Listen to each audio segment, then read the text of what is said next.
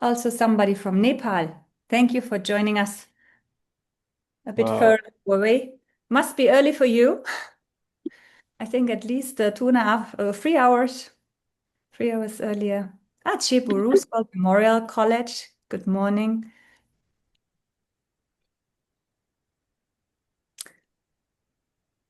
Oh, can I Okay, change? My we are background set. is still right in the mirror image. How can I change that? No, it's good. It's It is correct, good. Chanchai. Yeah, it's correct. Yeah. It's correct. It's correct, right? Okay. Yeah. And it is 10 o'clock, I think. Yeah. So let's maybe start it. Yeah. Let's start. Yeah. Yeah. So hello, good morning, everyone. I hope you are all in good health and have a productive day ahead. So my name is Tatas Pratusdarmo, and I'm honored to welcome you together with my colleagues, Leonie Lakarajans. We are at the moment we serve as the MSCA Global for the ASEAN regions as a regional license officer. So we want to extend a warm welcome to all of you researchers, scholars joining us from across our vibrant ASEAN region and also beyond. Welcome to our MSCA Global webinar, and we are honored to introduce our speakers today. Also, we have together with us two testimonial speakers who will experience a lot in this MSCA project. So, without further ado, Leonie will guide you through this webinar today. Leonie, please. Thank you so much, Tatas. Good morning, everyone. Today we are based in the Philippines, or we launched this webinar from the Philippines. From here, we have our MSCA Global Info Days. We had already some activities here in Manila, but this webinar serves also for those who are not able to join us on site to find out more what is MSCA Global. So I will share a little bit about this, recently launched project by the European Commission. And then Tatas will give you an inside presentation, actually more a pitch, very brief in 10 minutes about the institutional partnerships which you can participate in, which you can join through MSA doctoral networks and staff exchanges. And then at the end, you have our testimonial speakers. In fact, you see, I think three of them currently, three of our MSCA global members here on screen, but two of them will share their testimonials today. That will be Professor Dr. Siong Fong. She's from UNIMAS, University of Malaysia in Sarawak. And then we have Professor Chanchai Boonla from Chulalongkorn University also with us today. Both of them, present their MSCA staff exchange projects. And then we have also Dr. Nguyen Quoc Chi with us from the Ho Chi Minh City University of Technology. And Dr. Nguyen Quoc Chi, he is an MSCA postdoctoral fellow. And if we have time, hopefully it allows, he will also share a little bit about his experience. But the focus today will be on doctoral networks and staff exchanges. So maybe we first start with the introduction of the MSCA Global. I think for many of you, this might be still quite a new project. We have shared in the chat a link where you can connect with this project on LinkedIn to find out more. There's also a dedicated website. It is a project which was launched last year in June. It will run for 3 years, and the focus is really to increase the reach and strategic impact of the Marie Skłodowska-Curie Actions here in the region. So some of you might know the statistics. Well, for Horizon 2020, these are clear. Over 139 countries have participated in MSCA activities. 160 nationalities were represented, and 40% of all the MSCA actions are actually with nationals and organizations from non-EU countries. So this is a tremendous potential out there, and we hope to increase the outreach and the impact of MSCA Global in ASEAN. So this map shows you the overview of MSCA Global, the geographical coverage. Tatas and I, we are representing Southeast Asia. So this is one of the 6 regions. And then there are 20 focus countries which this project is tackling. There are 3 priorities. First of all, we would like to assess the barriers to participation in MSCA projects. So we do stakeholder consultations, we map institutional regulatory barriers, and in general, we map also the higher education and research policy activities. Then, as part of our job, we try also to strengthen awareness institutional capacity here in the region. So we do workshops, capacity building projects together and supported by our MSCA alumni, but also the members of the coordinated MSCA promotion group. You know the Marie Skłodowska-Curie Actions, there are 5 actions, but in our case, we will focus on doctoral networks and staff exchanges. The budget is big for 6 years. Tatas will share later what the budget is for the doctoral networks and the staff exchanges just for this year. And you can see here from the numbers and statistics, it's a really prestigious program. Next slide, Tatas.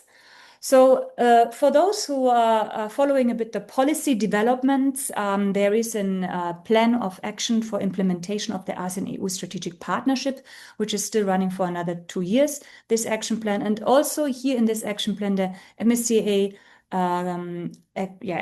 are mentioned, and there is really the political will there to strengthen the cooperation in promoting mobility of scientists between our 2 regions, and that is exactly what we are doing. Quick overview about Horizon Europe and MSCA participation in ASEAN. So this slide gives you an overview of all the Horizon Europe projects since 2021. What you see in green highlighted are the MSCA actions and the participation by country. So there are a few countries where we really want to get the numbers higher, especially the countries on the right side of the slide, where there's so far no participation. But I think we are doing quite well already. In general, there is without doubt much more potential to increase this, and that's why we are here, and that's why we do this webinar, to make this project more attractive to you, and to also find out from you where you see maybe some challenges in implementation or in the application process, or even when it comes to some research policies. So the MSCA work program for 2026 and 2027, you see here there are 3 calls which we would like to highlight to you: the doctoral networks, the postdoctoral fellowship, and the staff exchanges. We want to highlight in particular the deadlines, and you see some of them are just around the corner, 16th of April for the staff exchanges. But that might be a little bit ambitious to still write an application for that. But please keep in mind, at the end of this year, there is already the new call coming up. So I'll hand over to Tatas, and he will give you a brief introduction to the doctoral networks and staff exchanges. Thank you, Leonie. We would like to introduce you about the Marie Skłodowska-Curie Actions on the doctoral networks and also staff exchanges. So we will go through what are actually MSCA and what do MSCA doctoral networks and staff exchanges offer, and about how can organizations from ASEAN participate and what are the eligibility criteria. So as we know already, that MSCA is actually within the Horizon Europe, is part of the Pillar 1, which focuses on the excellent science. And there are different actions within the MSCA. We have doctoral networks, postdoctoral fellowships, staff exchange, and so on. But we will focus today on the doctoral networks and also later on staff exchanges. So in the doctoral networks, we will introduce you about the objective, expected outcomes, the modes, what will be the features of it, eligibility of the organization and also staff, as well as how to setting up consortiums, budget, evaluation process, and also open call. So what is actually the objective of the MSCA doctoral networks?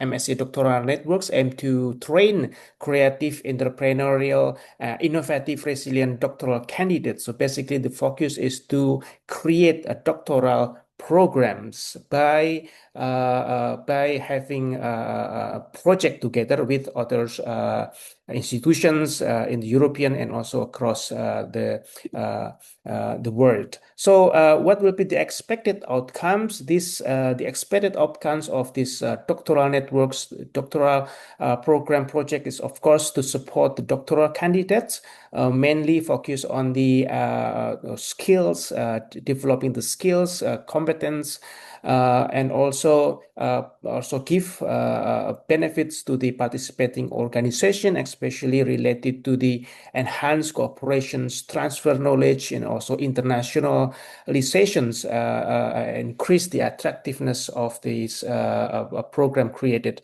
and the organizations.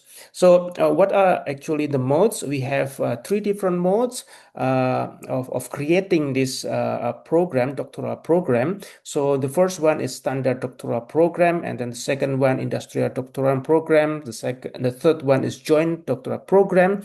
For the standard doctoral program, we would like to highlight the newest development related to the secondment. Secondment means that the doctoral candidate or participant allowed to conduct research outside of the host maximal half of their doctoral durations. And we would like to highlight also here for the industrial doctorate, this mandatory for a joint supervisions, and the doctoral candidate must spend a minimum 50% of their time in the non-academic sector. How to participate? In order to participate, you need to create consortiums, and doctoral networks are open to the participations of the organization from the third country, which is from the ASEAN region, to foster the strategic international partnerships for the training of researchers. So the consortium has consist of the academic organization and also non-academic organizations.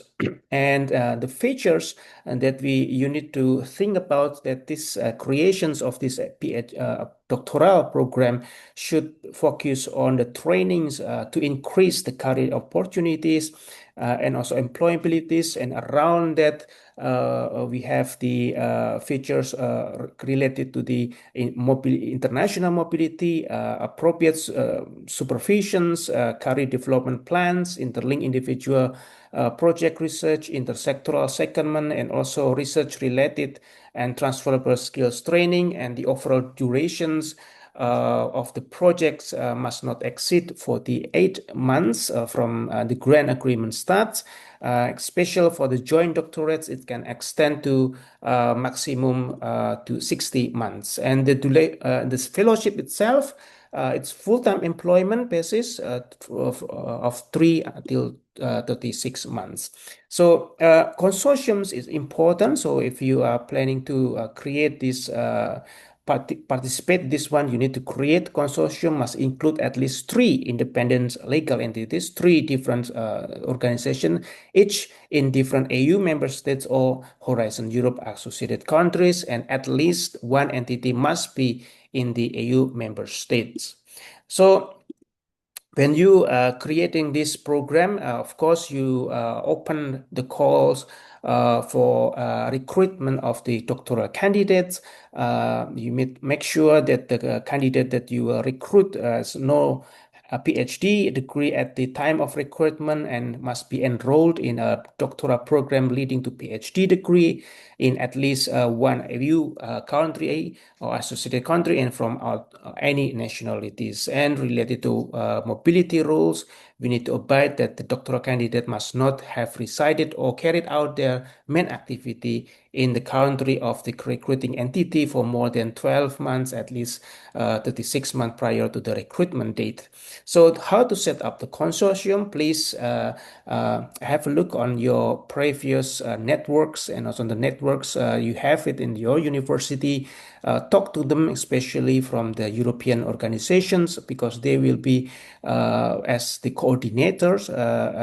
And once this the consortium's requirement for 3 different organizations from the 3 different EU member states fulfilled, you will be eligible for as a beneficiaries. Now, here related to the budget, there are two columns in here. The first is related to the contributions per recruited researchers. And then also we have the second columns is institutional unit contributions per persons. So as we have here that the work program 2026-2027 increased in the living allowance of the contributions for the recruited researchers. We have 4,250 euros per person per month. So evaluation procedures. In the evaluation procedures, it will be evaluated based on the criteria of excellence, 50%, impact 30%, and then implementation 20%. It will be evaluated by experts there, and the proposal scoring equal or above 70% will be considered for funding. So now we move to the staff exchange. In staff exchange, it's part, of course, part of this MSCA actions to support research and innovations staff exchanges. So the focus in the exchanges are short-term international and intersectoral exchanges of staff members involved in research and innovation activities. So what will be the outcomes, expected outcomes for the staff itself? It's to increase transferable skills, competence, to create exposure, the international exposure, while for the organization, of course, this is innovative way of cooperations and transfer knowledge between sectors and disciplines, and also strengthen this international, intersectoral, interdisciplinary collaborative networks. Related to the organizations of creating the consortiums, it's very unique for the MSCA. It should include academic organizations and non-academic organizations. And the consortiums must include at least 3 independent legal entities in 3 different EU countries, and 2 of which established in the EU member states or Horizon Europe associated countries. The main features of the MSCA Staff Exchange is secondment, or basically mobility. Mobility. So we later on we will learn a lot from our testimonial speakers, how you create, how you devise this secondment mobility to improve the skills of staff. So eligibility of the institutions. Application must be submitted by a consortium including at least 3 independent legal entities in 3 different countries, 2 of which established in the European member states or Horizon Europe associated countries. And institution from ASEAN will be categorized and associated partners. So related to the eligible seconded staff who will be involved in this mobility and the secondment. So basically it's any type of the staff involved in the research and innovation activities, including doctoral candidates, postdoctoral researchers, or management staff or laboratory staff. And this is not a brain drain because after the secondment, staff should return to their sending organizations. So the rules of the on eligible secondment shown in this one. Basically, there will be 2 ways of exchanges of staff. So from the EU to the low medium income third country, and then low medium income third country to EU, it will be funded. There is a note, especially for the high income third country, for example, like Singapore and Brunei Darussalam, when they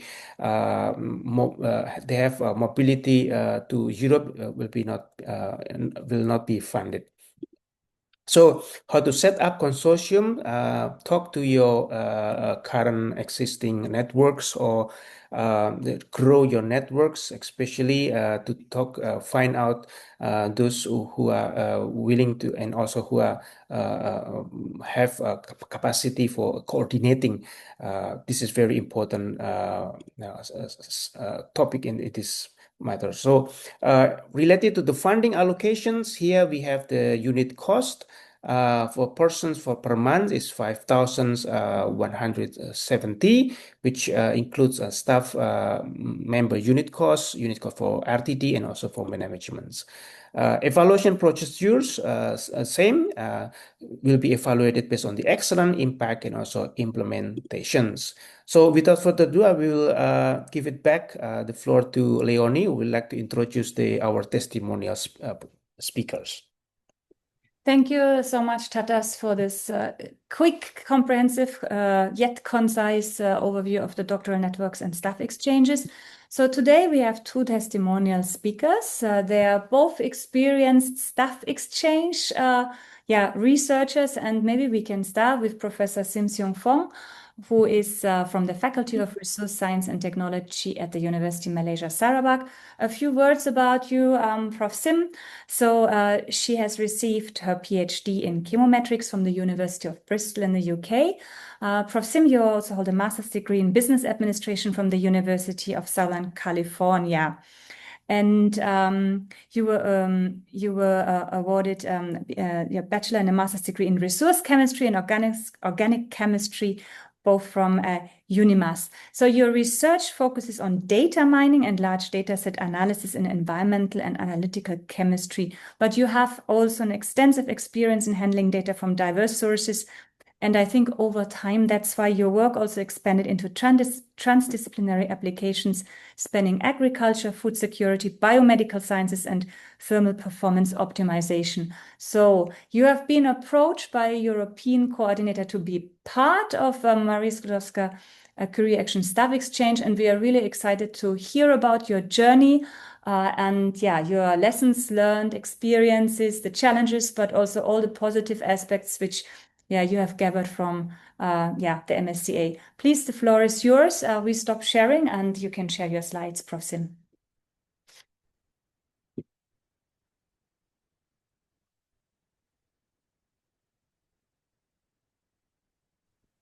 Thank you very much, Leonie.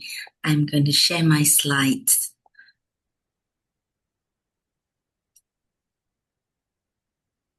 Okay. You'll be able to see my slides on your screen? Yes. Okay, thank you very much. We just have to go in the presentation mode, then all is fine. All right. Very good morning, and thank you for being here today.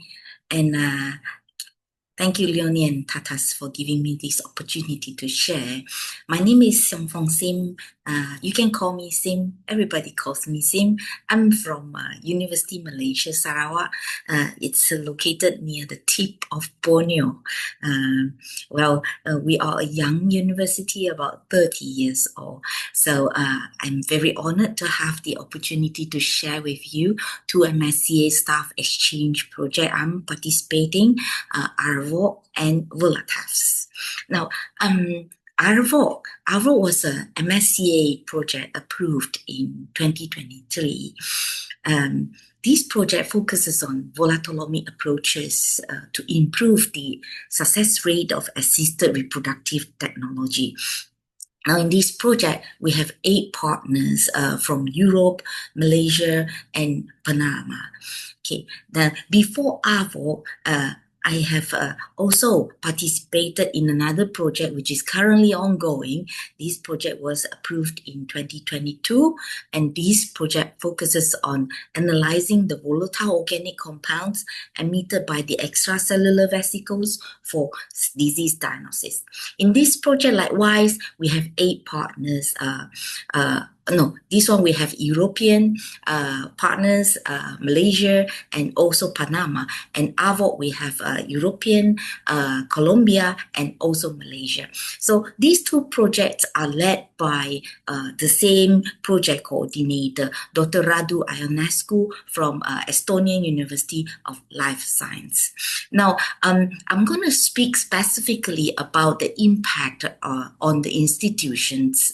Now, for UNIMAS, UNIMAS, these two projects have significantly strengthened our institutional visibility and research capacity. Through this project, I have an opportunity to participate in an EU-ASEAN program in Jakarta in 2025. And later, this has led to a visit by Tatas and Leonie from Eurasis to UNIMAS to share insights on the EU fundings and PhD opportunity. Now, for MSCA Staff Exchange Project, typically the major impact is from the mobility and also knowledge exchange. So in these projects, it involves secondment, where the project, we have 11 members from researchers, technical staff, and also PhD candidates participated in the secondments, including myself. Now, the wonderful thing is that through the secondment, I have the opportunity to be exposed to advanced research environment, which strengthen my technical expertise. And these later lead to the long-term strategic partnership with the European partners. So we're very happy about the secondment, because this secondment gives us a totally different experience that you would not have expected. Now, beyond individual development, the project have also strengthened the institutional partnership. So like in our case, UNIMAS and also ICMPP in Romania, we have entered a MOU, Memorandum of Understanding, to support joint research, co-supervisions, and also publications. Now, through the MOU, we have secured small grants to study a threatened fruit species in Borneo, where the researcher has the opportunity to join us in the tropical rainforest for field work. Now, in 2025, it was a very busy year for both projects, VOLATEVS and also ARTVOC. We have project meeting, secondment, and training school lining up in our calendars. And we have all these partners from all over the world meeting in Sarawak. Then on top of all this planned schedule, we managed to put together a transdisciplinary conference involving assisted reproductive technology and also extracellular vesicles, where we met other experts in other parts of the world. And on top of that, we also carry out an outreach programs to a local school, trying to inspire the young students to pursue science. Now, these activities not only strengthen the global networking, but it also expanded the impact of the project beyond academia. Now, equally important is the human impact. I want to share with you here one of our secondees, Benedict. He joined the secondment as an assistant science officer. Through the secondment, he has gained the confidence and improved his skill, and later the university promoted him to become a science officer.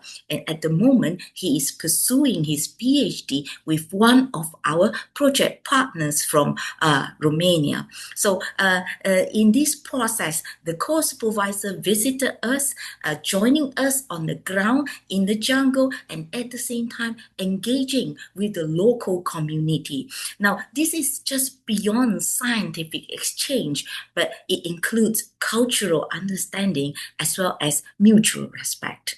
Now, as a whole, I would like to say that ARTVOC and VOLATEVS, they are two separate projects, but we share a common visions. Now, we have grown beyond the initial objective, really, but what matters more is to create sustainable partnership and lasting institutional impact. So I would like to end my sharing here with little inspirations for me through this project. Now, regardless of our nationality, we simply share a common passions for a collective goal to improve the world through science. So with that, thank you very much. Maybe I could have more questions later on. Thank you, Leonie. Back to you.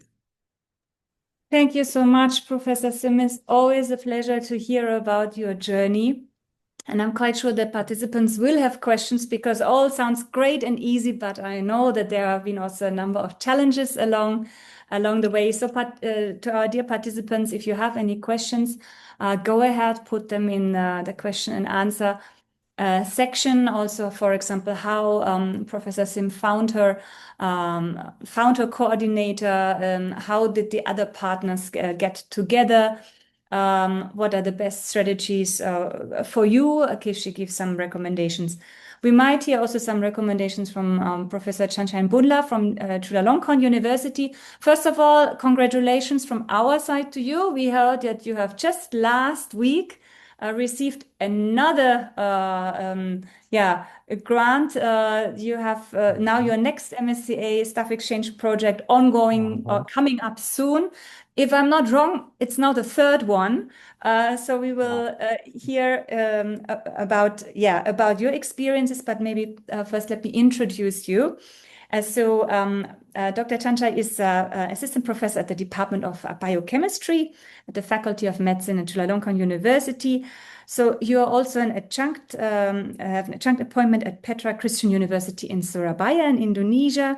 You received your PhD from Khon Kaen University in Thailand, and you have completed your postdoctoral training under the Humboldt Postdoctoral Fellowship at the University of Freiburg in Germany. So very distinguished career, international career. So let's hear from your experiences now. Thanks, Chanchai. The floor is yours. Thank you. I'm going to share my slide here. Thanks for having me today. I would love to thank Tatas and Leonie for inviting me to join this conference. And actually, this is my first time in Philippines. Now we are in Philippines. It's quite exciting to see things happening here. It's very really first experience. So I'm from Chulalongkorn University, which is located in the heart of Bangkok. I mean, this university is the oldest university in Thailand.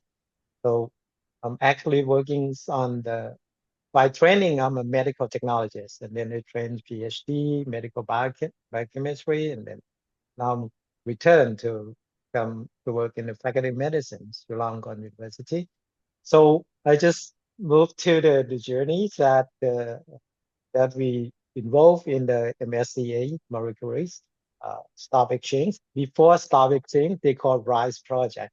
That they changed the name to be SE, but before that we called RISE. So actually we start from friend to friend, and then we start a consortium that Tatas mentions about to make the consortium. So in my case, it's from friend to friend, and then we build up the network of people who work in the same field.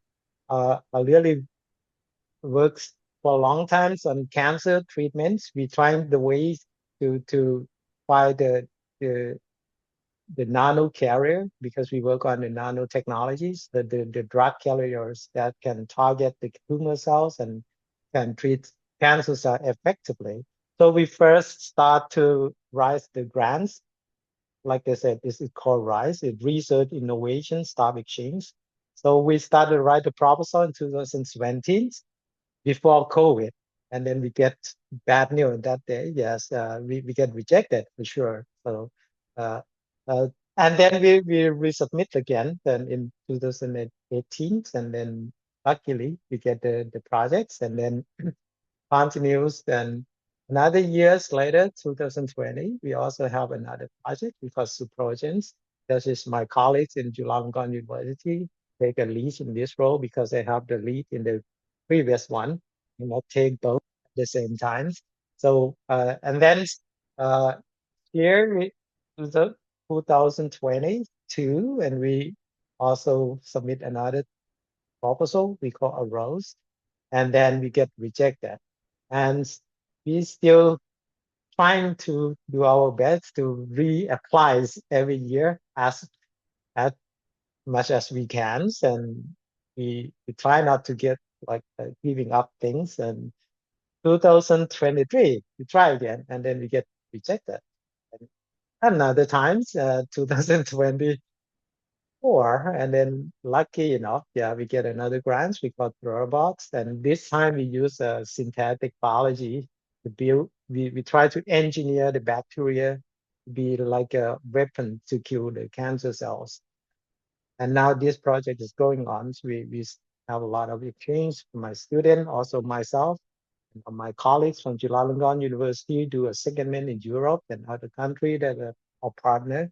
And people from Europe, also another partner, come to us, which is a very good experience to share, like Professor Sim say, about not only the academics, not only the knowledge, we share culture, we share personal experience, and then we become friends, and our network getting larger and larger. And the last thing, like Leonie said, before that, we tried last year at the projects, and then we get rejected. But the good thing that they said, we reserve your project to be a reserve less. If someone cancel the project, we will get the prize to have the project. But yeah, of course, no one want to give up the chance. If they get selected, they will take the projects. And then we get canceled, and then we try again. We submitted the proposal. We rewrite a little bit, and then and yes, you can guess. We come up with just last week we get the result that we get the projects, and then the score is the highest among all the rest of the funded projects, which is we so happy. And then this is also the new rate that Tatas present to you about the secondments and also the budgets in Europe. They put more budget, so the staff exchange, you will get more allowance to do exchange in Europe and also the partner countries. So yeah, like I said, we try again and again and until we get it. So we're not giving up. Of course we will see a lot of failure, rejection, but just keep going on, learn from it every time. So if you keep doing it again and again, and you learn from every failure or every rejection, and you will get the high level and the next level. And then I cannot tell how many again that you have to do it, and until you be able to mature enough or be able to get shy, and then someone can pick you up.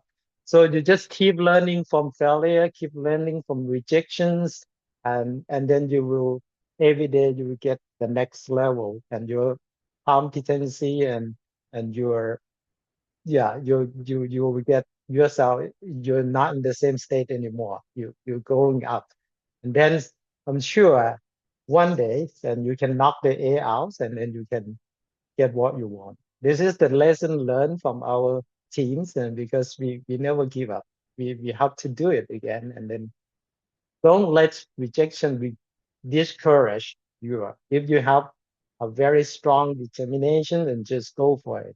And I would like to end with this. I really like Jack Ma. He quote something like, which is similar to what we have done so far.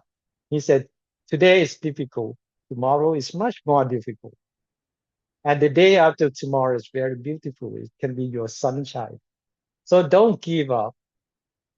So, but most of people die tomorrow evening. That's why they cannot get what they want. So don't be like most people. Be exceptional, and then keep trying until you will find your sunshine day one day, I'm sure. Thank you very much. Thank you, Chanchai. Very encouraging presentation.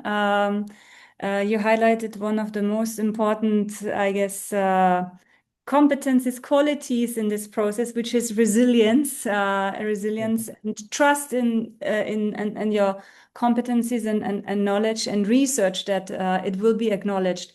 But maybe we can speak later a little bit of how to keep that trust and that confidence high up, because you highlighted you have failed 3 times. Well, thankfully, in between, you always had a proposal which was accepted. So there was always hope in between. But what happens if there are researchers who are not even able to go to the first step, and that is, for example, how to find the right partner.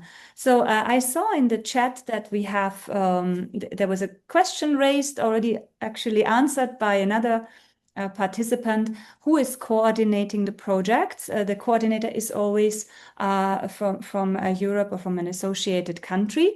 So that is from both the doctoral network and the staff exchanges the case. But I'm looking for some more questions here in the chat or otherwise in the Q&A section.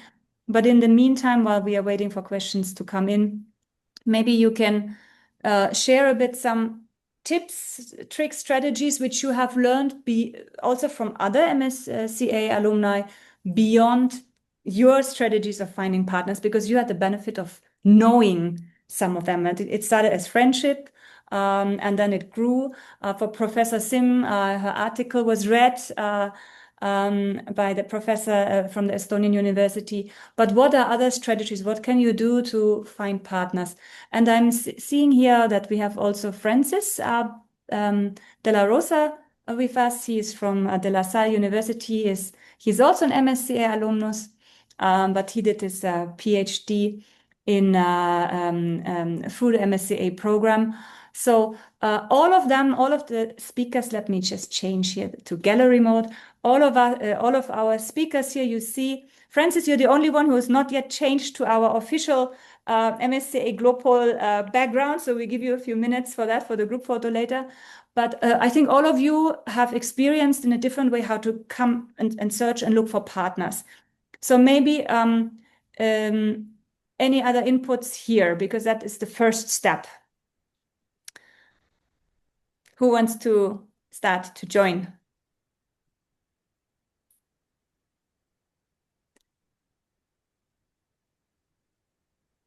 Now our speakers are quiet. Tatas and I will give you a few other options. So you have, for example, currently the European Horizon Europe Info Days happening.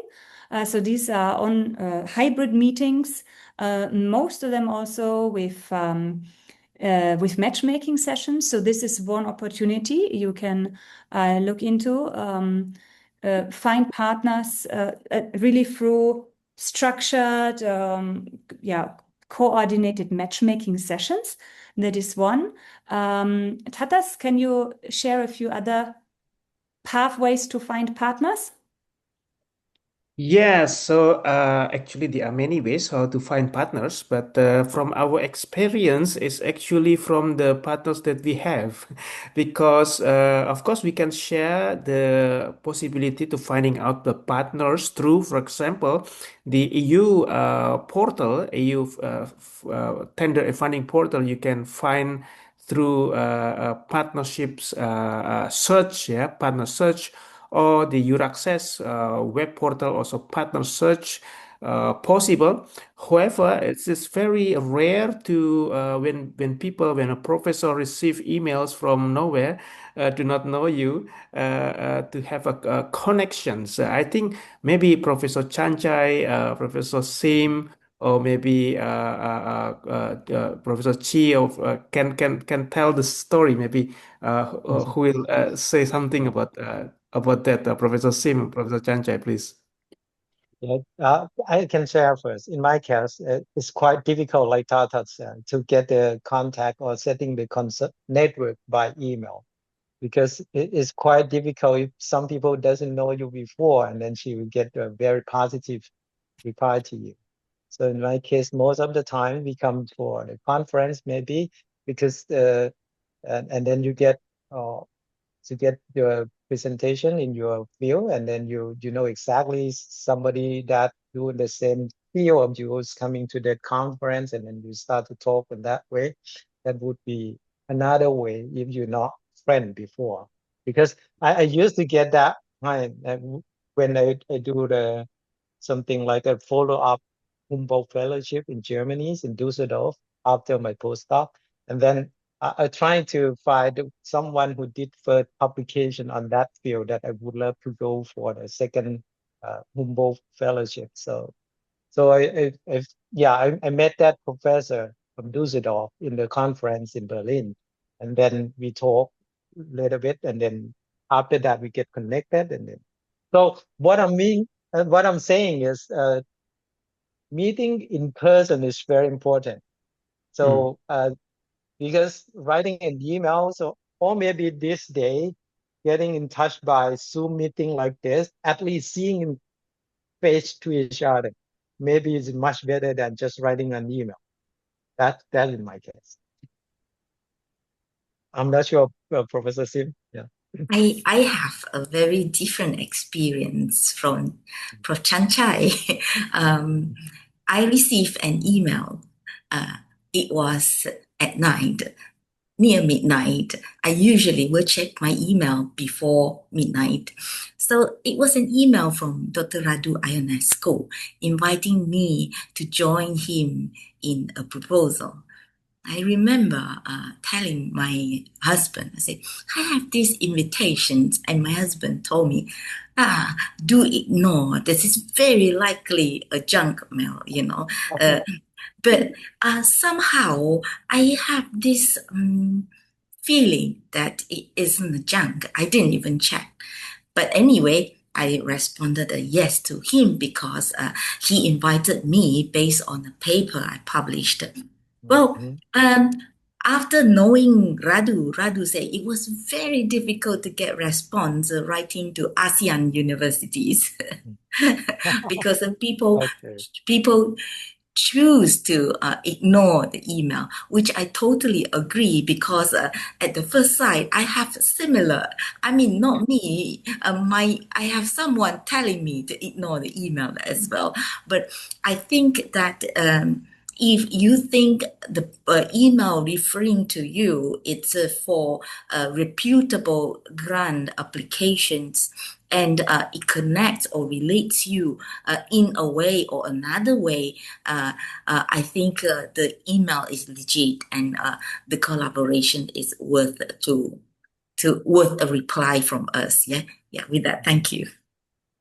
Thank you. We have some very good questions here in the chat, and I just read them out first, and I think we then respond to them in detail. So first is, how can ASEAN institutions maximize their visibility during such events? And I think Joseph de Guia, he refers to these info sessions, the online meetings, but in general, it's about the visibility of ASEAN institutions. So I think Tatas and we will respond to that, also focusing on the Euraccess platform and the profiles of your institution, which you can set up on the EU tenders portal. That's number one. First question. Second question is by Margaret Gelus.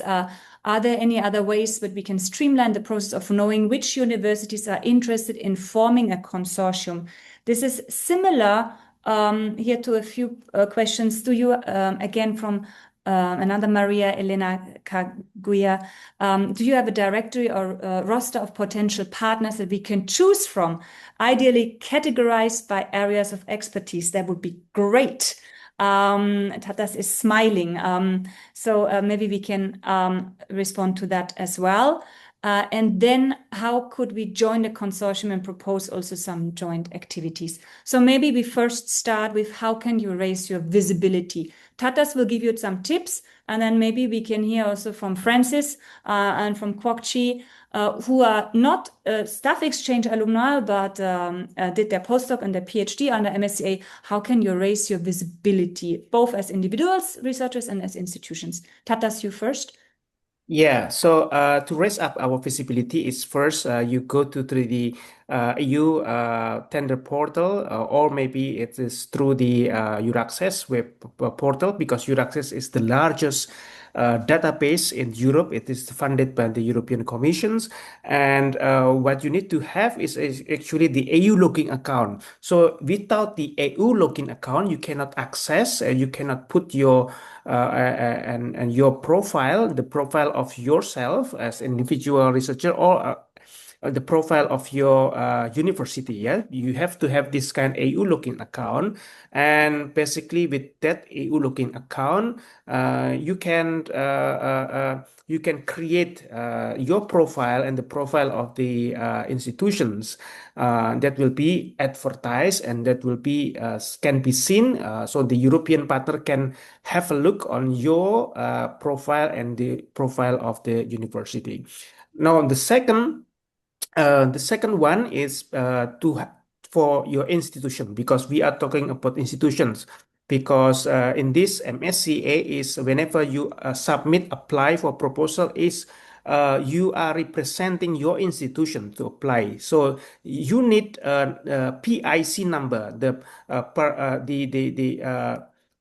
What is that stands? So it's it's Participation a identification. participation identification code number, which is the 9 digits.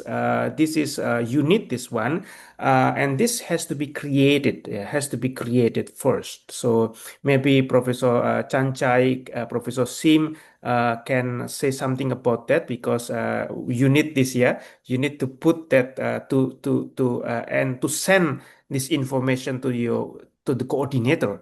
Basically, the coordinator will submit the application, but you need to provide them with the necessary administrative documents. Yeah.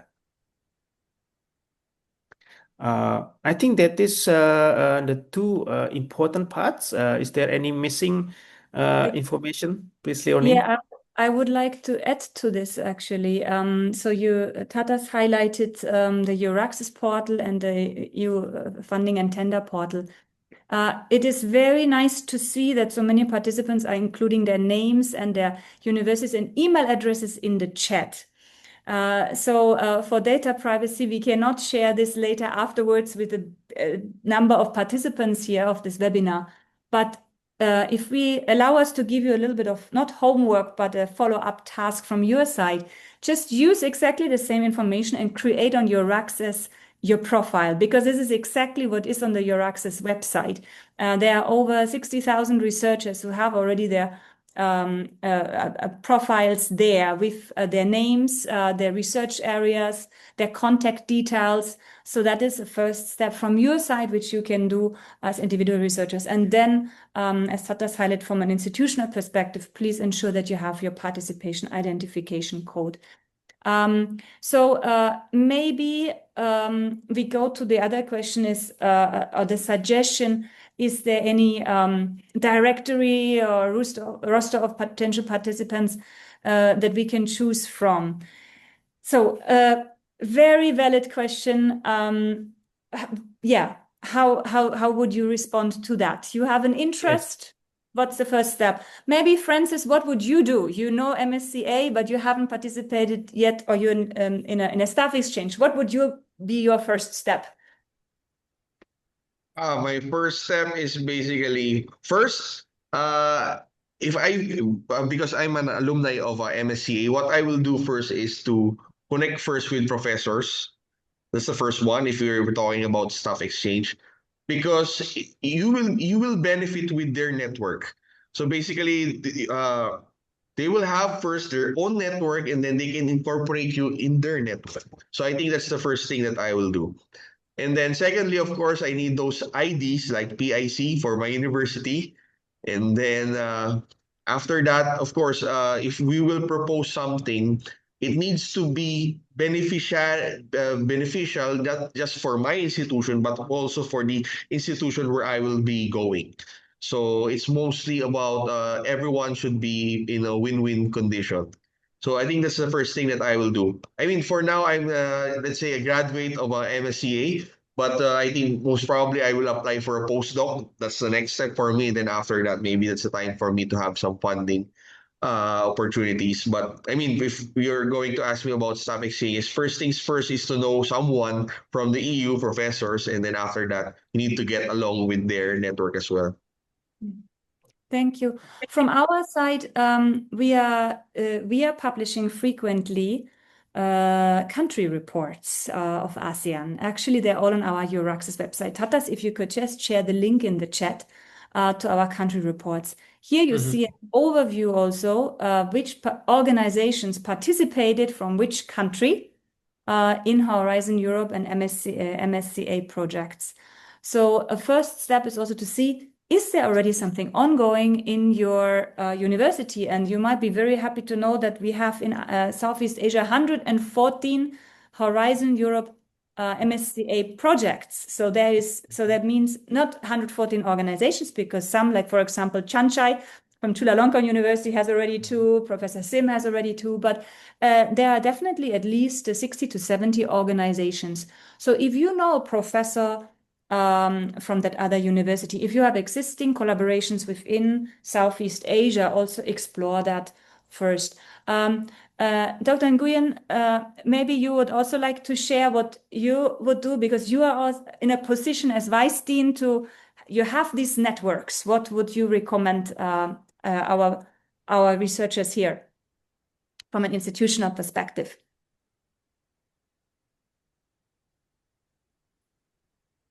Can you hear us, Kokti?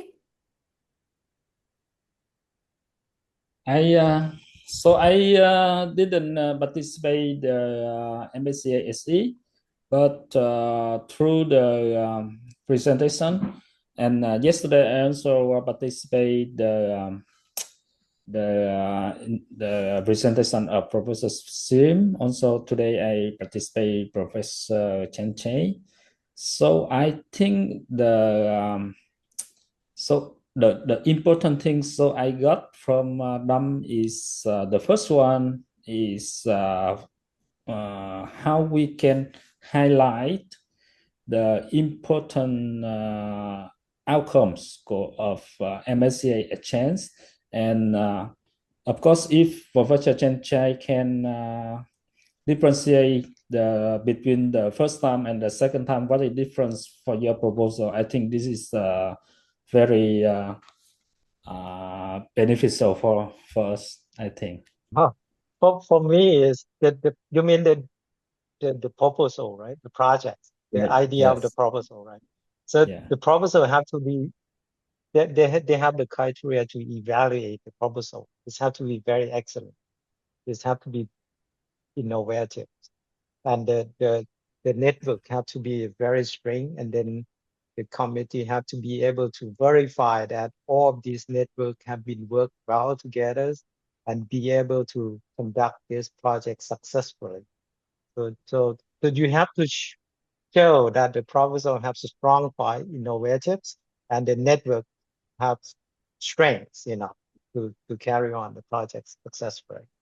I think this is a key important thing according to the network that you have formed. The proposal is also another part that's a key factor for success. It have to be excellent, yes, and it's competitive as well. Yeah. So I think that because of the exchange is not only focused on the science, also focused on the strengthen the ability of the staff, right? So how can we write it, or how can we describe it in the proposal? For example, I think according to my experience, the first thing, the idea have to be excellent and innovative, and then the more important thing is about how do you, because the key thing of staff exchange is about secondment. It's about exchange people from one to another institutes. You have to have a very good plan for that. How many months that you need, and how do you allocate people from one to another? And it have to be show that these allocations will strengthen and make a knowledge transfer. For example, if European country have a high technology, you have to be able to show or highlight it out that technology can transfer to be the developing country for help to synergize or to make the project's benefits not only just application.